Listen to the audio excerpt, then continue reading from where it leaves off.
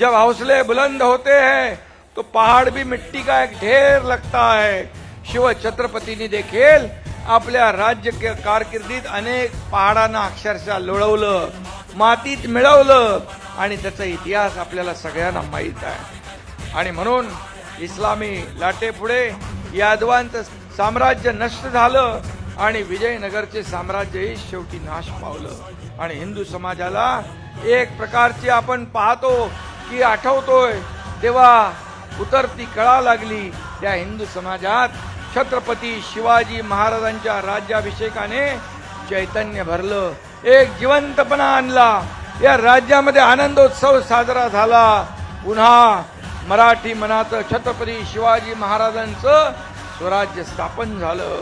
आणि म्हणून अनेक आपल्या देशात बादशाह होऊन गेले, शहनशाह होऊन गेले, आलमगीर झाले, पण त्यांना या मराठी मातीनं इथंच गाडण्याचं काम केलं आणि हा देखील इतिहास आपल्याला माहीत आहे. आणि म्हणून स्वराज्याचं सिंहासन आवाजही आपल्या मनात शाबूत आहे. या आभाळात चंद्र सूर्य आहे, तोवर हे सिंहासन कायम राहणार आहे. ही काळ्या दगडावरची भगवी रेघ आहे.